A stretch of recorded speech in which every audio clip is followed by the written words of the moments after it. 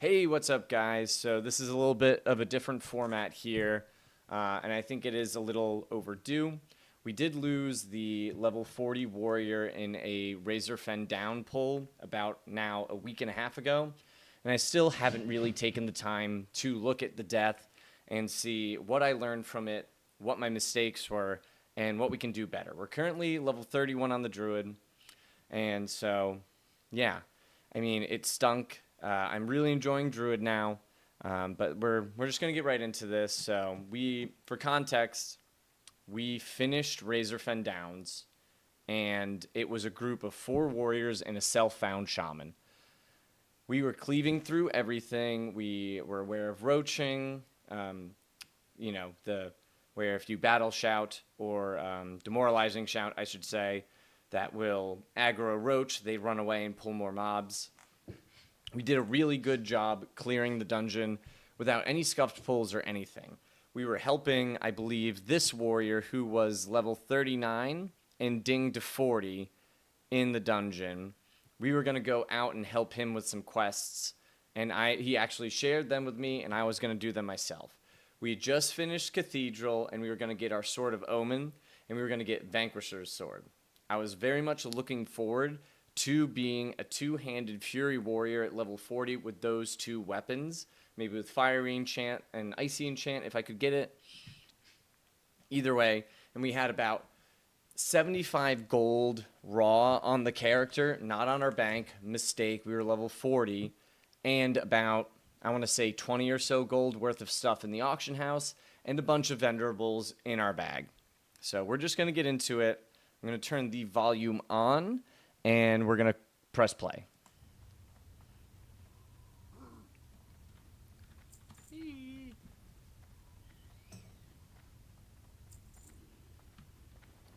So, yep, I'm just going to pause there. You can see we have 74 gold, almost 75.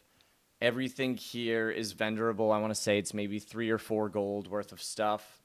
And we have just about, well, we just have a lot of stuff on us. Not a lot of materials, but we've got bags, we've got money, you know. What a lucrative run, chat.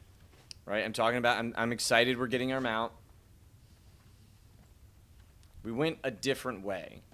This guy was tanking here, so I assumed this guy here, he was level 43. So he's a little over-leveled. I don't want to say over-leveled, but he was a higher level.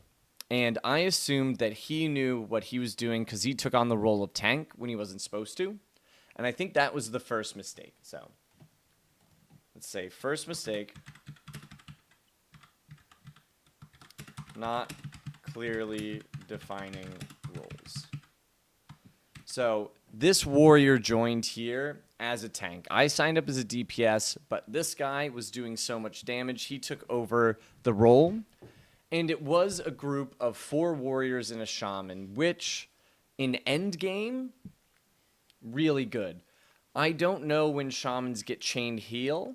I don't know if this shaman didn't have chain heal because she was, the character is a girl, so I'm going to refer to her as a she.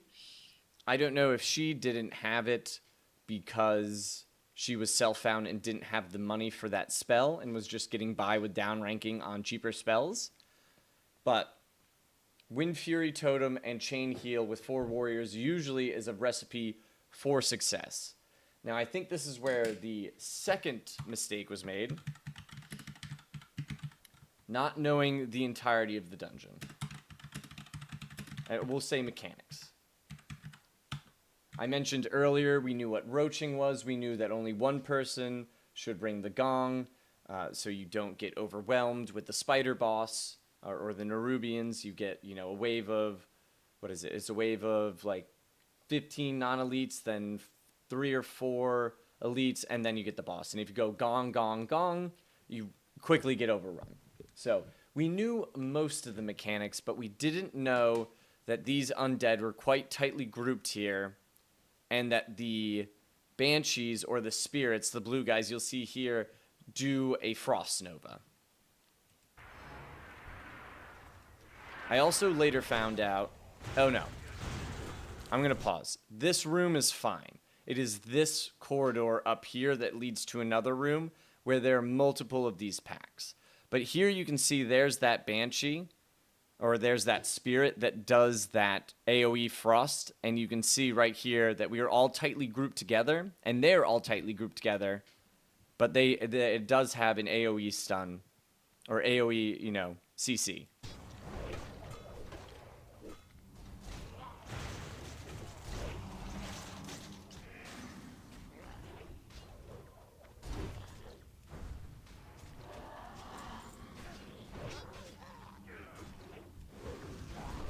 We're really just cleaving through these guys. So up this corridor, and I think the thought process here, because there's nothing on the comms, we're not in Discord. This was just a pug. It's not a guild run. I'm not in OnlyFangs or anything, although I'd like to be, because I am streaming over on Twitch. My guild let me know that this room here, you know, and I actually, JBZ, who is in OnlyFangs, reacted to my video. I was in his chat, and I sent it to him. He said, you should never charge this room, because if you see here, there's a pack, but right around this corner here, there's another pack. And then back there, there's also a third pack. So I assumed since this guy was here, and he had mentioned earlier, he was only here for the chess piece off, I believe, the second boss. Let's see. RFD plate chest piece. Yeah, so he was only here for this item, and he said he'd been there quite a few times in the beginning. So I just assumed he knew what he was doing. He took the lead, and he was not in a guild or anything. So I thought we're clearly going to pull these guys back. I didn't say anything, though. It looks like he clicks the... I don't know. We're going to rewind that just a little bit. If you see... He pulls up a gun like he's going to shoot and then immediately charges. So, and there we go. There are the two groups that we pull. I don't think we aggro this one. But there's now, this is the third mistake. We've got these guys. Third mistake. I'm going to say not marking. And, you know, again, we're not on comms, so this isn't something that we're calling out. It's a bit difficult. But we should have marked the two ghosts. That should have been our targets. We should have been calling out, drop a dummy if you have it, AoE taunt and use your retaliation. You know, it was kind of just a free-for-all.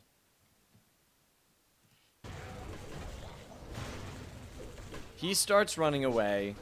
He switches to sword and shield. He pops Retal. I pop Retal. We're trying to back up. The healer is in danger here. She's low on mana, and I believe going into that pull, let's see. What's the mana on the shaman right now? She is drinking right now with 870 mana out of 3,324, and he charges in. So this is a big mistake on the tank. Not only did he not pull the group back, and again, this is, I could have said something like, hey, mana. The healer could have said something mana, but was not aware of the healer's mana and the pack that was right there. Things are starting to go a little sour, but I'm still, you know, still confident that we're going to be able to cleave through all of this. But we're not doing enough damage right now, and we're not, you know, we are not targeting anything. I believe I just dropped a dummy there. Nope, he dropped a dummy. I dropped my dummy.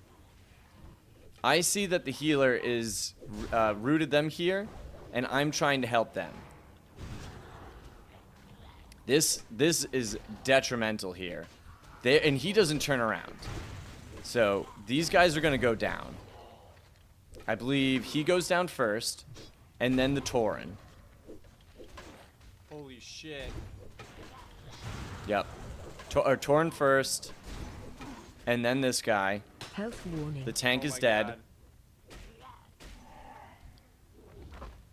Throw a Health sticky warning. there. Oh boy. This is where I leave party. Running. I believe I've Running tagged chat. everything, and I think in this instance I saved those two guys. They were able to leave. I heard it was a 3 out of 5 wipe. I wasn't able to confirm. I didn't really, wasn't in the headspace. Health warning. No one reached out to me afterwards. No. And there we go. Done. So I believe another mistake in there.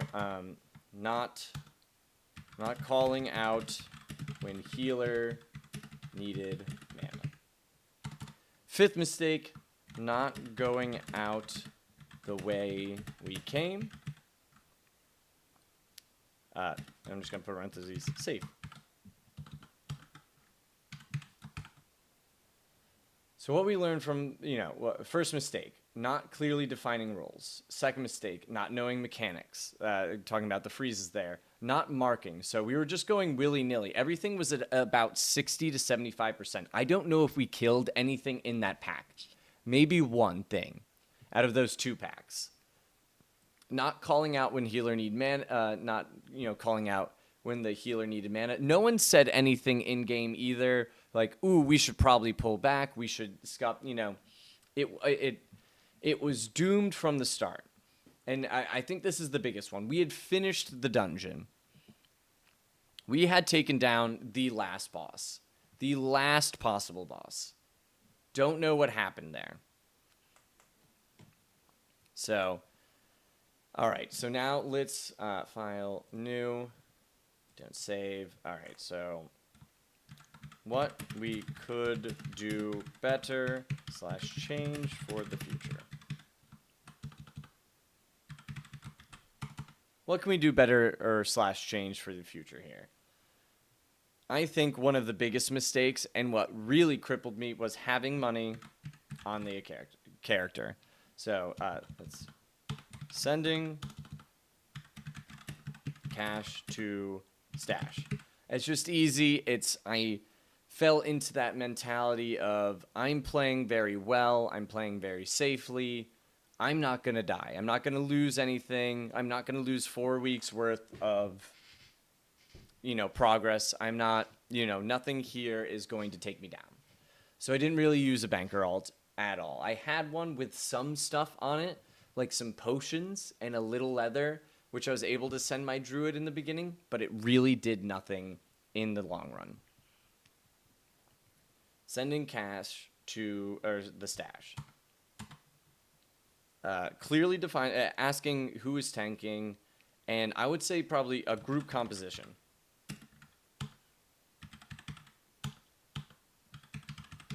Not only did I have 3 other warriors in that group to compete with for gear and everything, but that is also severely stifling the group in terms of the toolkit we had. Warriors are really good at doing a few things, but they can't do anything. They don't really have CC. Everything, the undead were immune to most of our stuff. It's not like you had a druid that could pop into bear form or pop a heal real quick, throw some hots out, or innervate potentially. You didn't have a mage who could, CC or maybe kite. We didn't have a rogue, with stuns or kick or anything. And I'm not saying it, was for this specific fight, but our composition was severely lacking.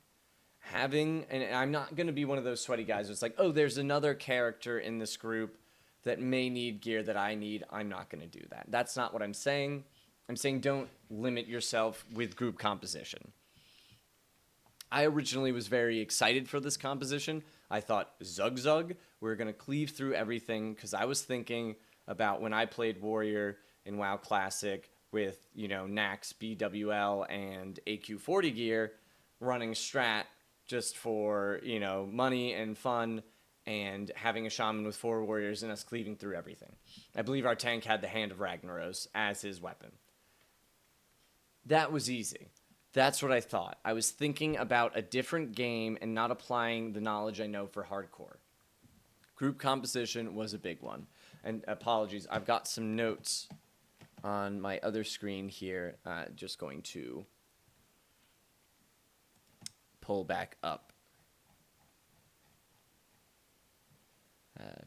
Do.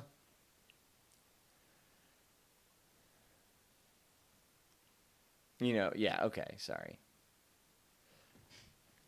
So group composition, sending stash to learning mechanics.